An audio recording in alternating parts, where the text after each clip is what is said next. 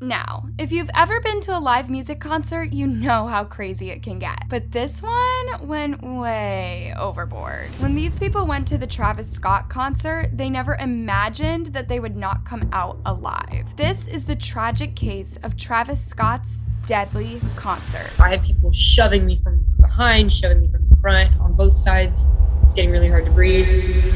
Let's dive in. It was supposed to be the event of the year, the third annual Astroworld Festival, which happened on Friday, November 5th, 2021, and was to go for 2 straight days. After indoors in 2020, everyone was eager to get out of the house and let their hair down, so to speak. The tickets were going for over $300 and were sold in less than an hour. Thousands of people came from far and wide to watch superstar rapper Travis Scott perform live on stage in Houston. Among the concert goer was a 27-year-old guy by the name of Danish Baig. He worked as a district manager at AT&T in Dallas and was a huge fan of music. He even had his own studio at home where he would record his own songs. Danish was a big gamer and absolutely loved the Dallas Cowboy football team. People who knew Danish described him as a hardworking person who loved his family and would always put others before himself. According to his family, Danish had a lovely personality and was always smiling. His brother described him as a beautiful soul whose smile would light up the room and put everyone before himself. On this day, Danish traveled from Dallas to Houston along with his fiancée, Olivia Swingle. The two had been dating for a while and had plans to get married in early 2022. They arrived early, hoping to get a great spot at the front where they would enjoy the show. They never imagined that the trip would turn out to be a nightmare. Fans started arriving at the venue as early as 3:30 a.m. By the time that the gates were opened at 10 a.m., a huge crowd had gathered at the gate, and security officers had a hard time controlling them as they rushed inside the park, jumping over barricades and trampling down the fence. Several people were injured in the process, but they still managed to get up and join the others. As the hours passed, the crowd continued growing, and by 9 p.m., over 50,000 people had packed into the park, waiting eagerly for Travis to come on stage. At this point, everyone was so pressed up together that there was no room to even turn your head. But things were about to get crazier. We were packed in there, so I had people shoving me from behind, shoving me from the front, on both sides. It's getting really hard to breathe. The moment Travis jumped on stage, everything went to hell. I really, truly thought that I was going to get crushed to the point where my trachea was going to get crushed, my chest. I thought I was going to die. So I fainted. Travis, completely unaware of what was going on in the crowd, kept going on with the show, urging his fans to rage on. However, at some point, he stopped when he noticed some fans in distress and asked security to help. We need somebody to help him. Somebody passed out right here. Somebody passed out right here. The person was crowd surfing, and then the music started again. And then suddenly the crowd started pushing and surging towards the front of the stage. Some people fell and were trampled in the process, and you could actually hear in this video footage of people screaming and crying for help. Most people, you couldn't tell if you were stepping on bodies or if you were stepping on the ground. Video footage taken by audience members shows the crowd trying to stop the show. In one footage, a lady climbs onto a camera platform and shouts, "Somebody's dying in there!" And a man who was behind her also shouts, "Stop the show! Stop the show!" Some people in the crowd also started to chant, "Stop the show! Stop the show!" But the camera crew either didn't understand what was going on or didn't take them seriously, because instead of helping them, the two were escorted off the platform. At some point, an ambulance was called and tried to get through the crowd to help those who had been seriously injured. Travis even stopped the music for a while when he saw it.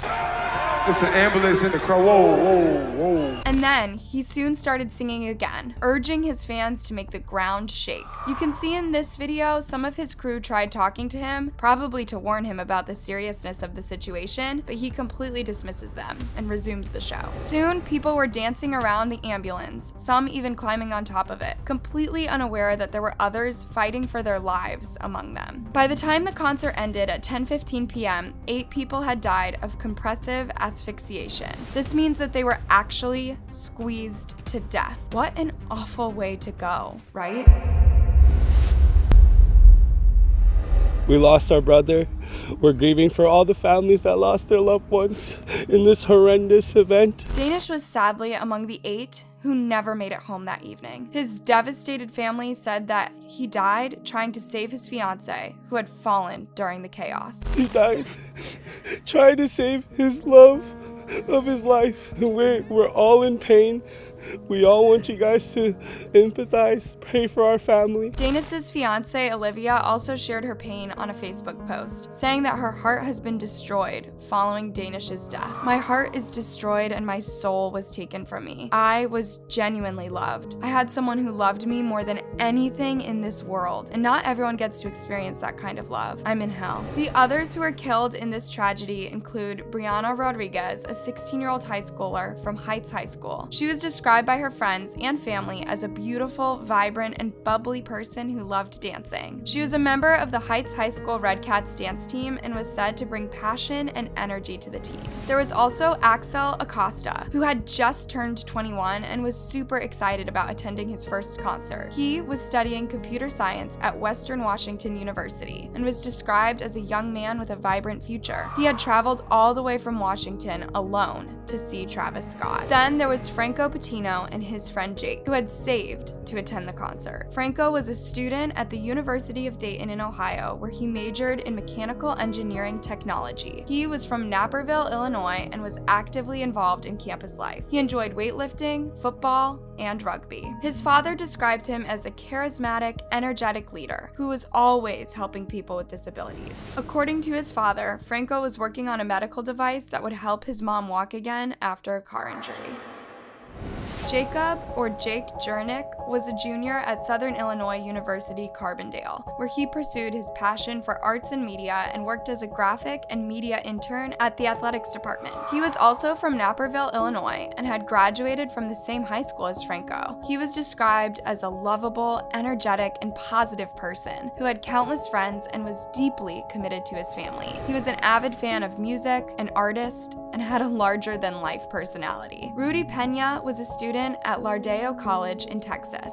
He was described as a people person who brought happiness anywhere he went and was easy to get along with. He wanted to be a border patrol agent in the future. Madison Debuski was a varsity cheerleader and a member of the National Charity League. Her family and friends described her as beautiful, sweet, and super smart. She was the life of the party and was loved by so many people. She was a devoted fan of Astro and Travis and had gone to the concert with her younger brother. The two were separated during the commotion and she was sucked into the crowd while her brother tried to pull her to safety. John Hilgert was the youngest person to die in the tragedy. At only 14 years old, he was a 9th grader at Memorial High School in Houston. He was described as a nice and polite person who was always smiling. A memorial was held for the 8 victims, with family and friends bringing in flowers and candles to the site of the incident.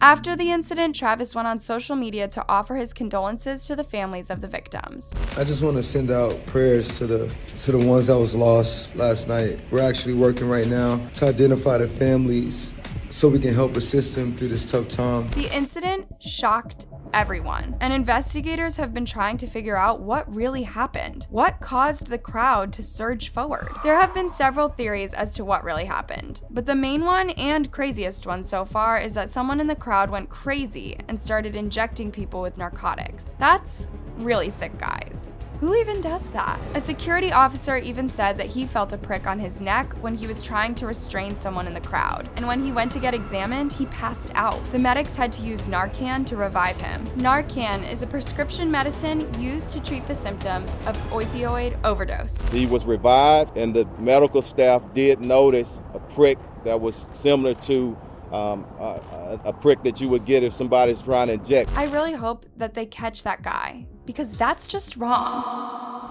Now, some people have criticized Travis for continuing with the performance even after knowing that people were hurt. However, the Houston chief of police said that stopping the event quickly would have made the situation worse. Travis and the event organizers are facing multiple lawsuits from the victims' families, who are accusing them of concertgoers who were injured. However, he maintains that he didn't know how bad things had gotten in the crowd until the concert ended. But this is not the first time that Travis has gotten into trouble after someone got injured during his concerts. His concerts have been known to get very wild and crazy. In 2017, Travis was arrested after he encouraged his fans to bypass security and get into the stage, leaving several people injured. Then, in another incident in 2015, he again encouraged his fans to climb over security barricades and rush to the stage. No one was injured in this incident, and Travis pleaded guilty to reckless conduct charges and was ordered by a judge to remain under court supervision for a year. What do you think about this case? Should Travis be held responsible for what happened? Let me know your thoughts down in the comments section.